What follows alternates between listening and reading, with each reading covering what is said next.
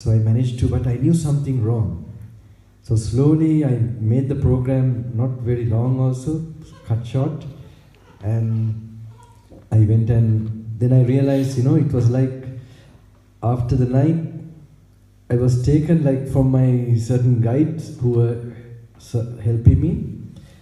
And I realized then, like I was taken to some godly world that particular night, just cleared, then I knew what has happened to me.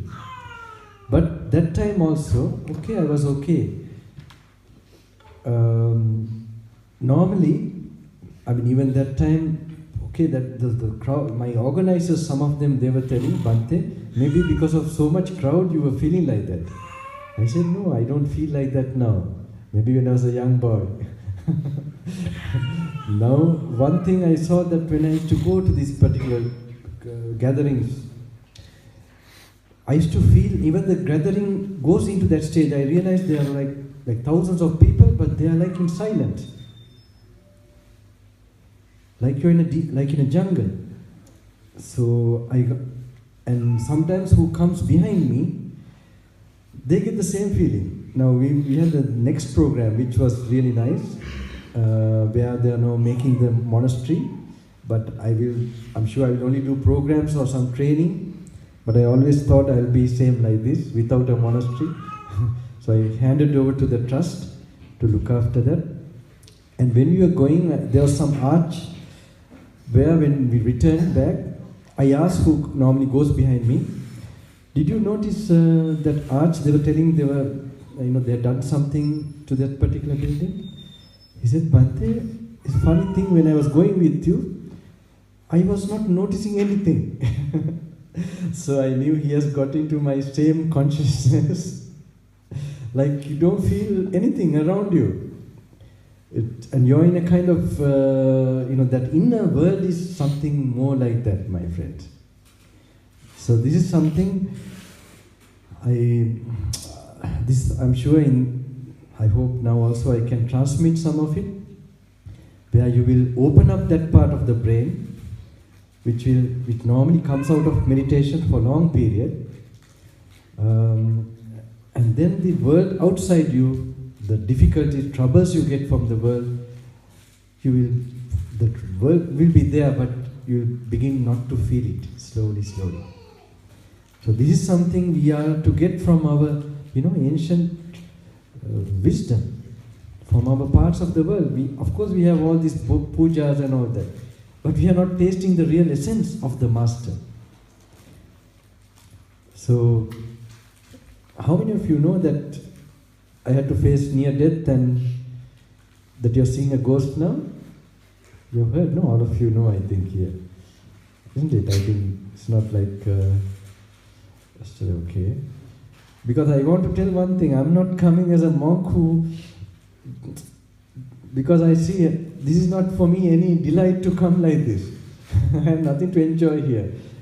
I only enjoy if you tell me something, there's some kind of mystical thing, something. So I find in Himalayas and sometimes Sri Lankan, the ancient, the Arhants where they stayed, those places really interest me externally as a place to visit. Even Buddha Gaya I like very much.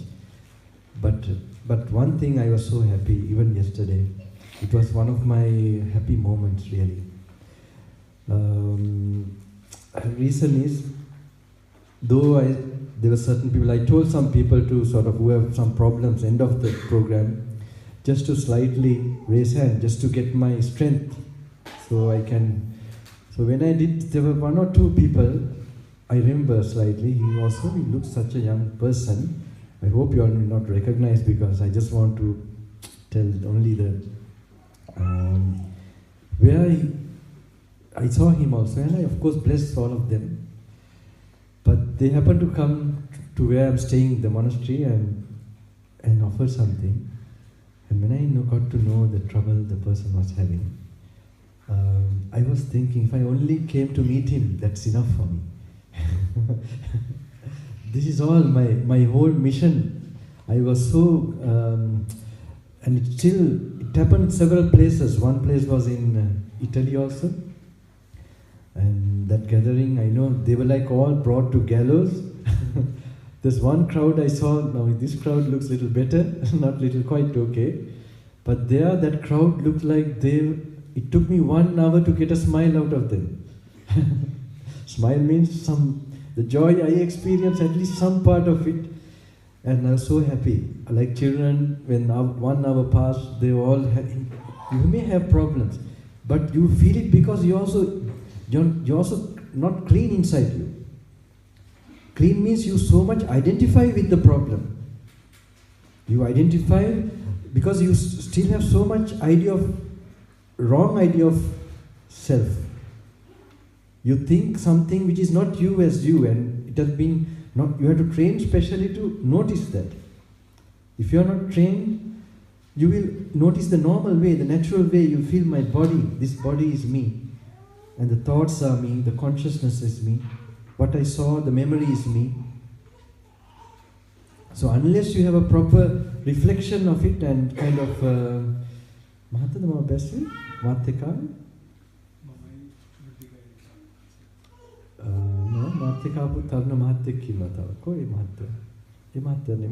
who was seated next to you?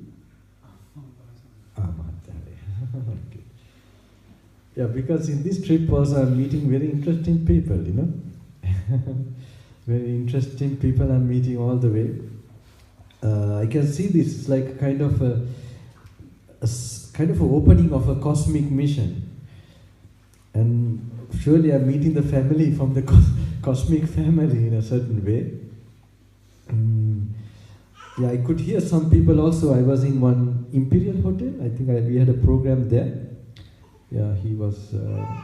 So I stayed 1 or 2 days, and when I was leaving, I happened to bring the staff there because I wanted to, because he's my friend or devotee who is who is owning the hotel. So I thought maybe I can be there like my place a bit. So there was some, I don't know, from Poland or somewhere, there's people who are working there. And I was so happy that something in their lives, like yesterday, I'm thinking, then I was thinking, if I didn't come, this would not happen. So if I waited until I become a perfect arahant, I'll be sort of depriving so many people certain, the next step they have to go. So that was I can see already on my trip that there was this purpose for it. There's a purpose for it, and my main other idea was just to create a kind of just to touch those places, those land, and that's why Italy also I was concerned to go, and it did happen on its own. They organized suddenly, so I can sort of implant this energy, and I'm sure it will create whatever I can do for this particular, creating an unseen sort of a field, so that humanity and people will get some blessings, protection from this master. The master's this thing which he had, the infinite compassion, and we are supporting his mission in a certain way, or getting aligned with that and placing our life so that we can sort of be a kind of a transmitter of this particular, if there are few beings even in this planet who are actually aligned with that purity and self-realization, complete destruction of this planet cannot take place. It can't. I had a nice experience in Rishikesh one time. So in Rishikesh, I needed warm clothes suddenly. I was just suddenly planned to go to Badrinath, the Himalaya further up. So then there was one near Shivananda Ashram, there's one Swamiji, Sri Lankan Swami. So I went to him and he gave me all the clothes. So anyway, I came to return back. Then he noticed that I had no shoes. So then he suddenly told, Kali Yuga has not come yet. He had a meaning, Just keeping, now I think, not shoes. If I don't have a cell phone, I'll be stopping the Kali Yuga going on. I'm not putting that much standard, but I'm putting the standard of cell phone for monks. Because as far as I know, whatever we experienced, it was when we were in a certain degree of solitude with nature. We just now stopped one place just to pass time. I remember the same and similar atmosphere. We used to go for walks. I used to have this habit of going for walks in southern Africa, Lesotho. And then only, just that environment and just being with yourself just sparked certain insight. And later on, it was always when I was in, say, in the forest, especially as a young yogi, in a silent, solitary place, and not sort of filling the mind with a lot of knowledge, no. Just had these books, the spiritual books, like the suttas, just a page or so, not many suttas, and then contemplating those things. And just relaxing, not trying to attain something or something, just relaxing, reading a bit, practicing a little bit metta, and then also suddenly there were these insights which still echo in my system, which keeps me inspired. Because I see that is where the end, that is where that place is seen, the place of liberation, place of wisdom. So only it's a matter of time, you have to repeat it and keep focused towards that. So my friends, that's why I would see this simplicity.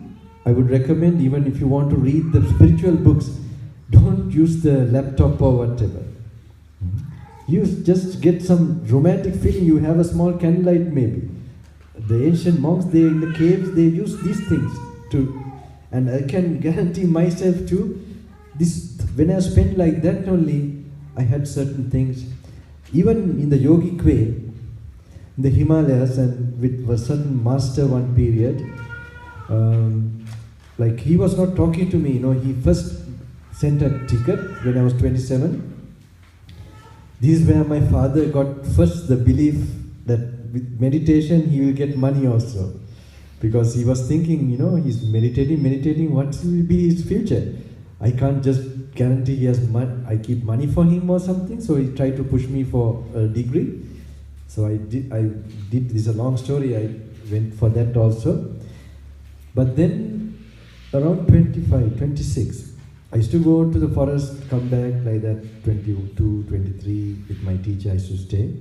But 26, 27, I knew, I had some idea also that things were changing, my destiny was forming. There, somebody like said, gave a call when I was at home to my father and said, is Shanaka there? And these are not known people. They said, what was it?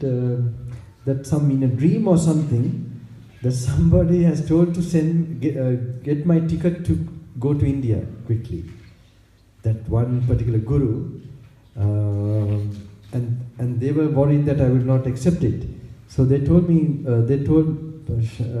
Shanaka, it tells me that he's here now, that we want to buy his ticket to go. So my father, you know, he's a very practical man, down to earth, he would think very, you know, so he was wondering, there he got some faith, there's something behind. And this all happened that time. Then I went to India, and there also the particular master who called me, actually he was seeing that whatever he wants to train that time is now going to be used for the future. So there, but still he didn't speak to me at all. He just ignored me for 1 day, 2 days, 3 days, 1 month. I was wondering why he just told me to come, and he arranged everything in such a mystical way, and then I am here and nothing is happening. I was frustrated and I left to another mountain, and I was with some biscuits and had a small statue of a certain deity, and I was just meditating there. I was fed up. I didn't want to go near the ashram where that place was, so I was just meditating. And then one night when I came to like a very empty shelter, I used to sleep in that shelter, go daytime to that mountain. At a particular time, I never forget. Now normally you have the Sankaranti, I don't know whether you know Sankaranti. In the Tamil people, the Hindu people, they very much follow this. Like around January, you have like the sun, the earth changed direction. It goes turns back and goes towards the sun, my friend. So this turning, the Sankaranti is actually where, like it is said, Uttarayana. Normally when I remember, after a long time I'm recalling this particular aspect. So normally your cycle, like your spiritual this thing also starts to energize because it's going towards the Himalayas. This kind of magnetic field, this energy.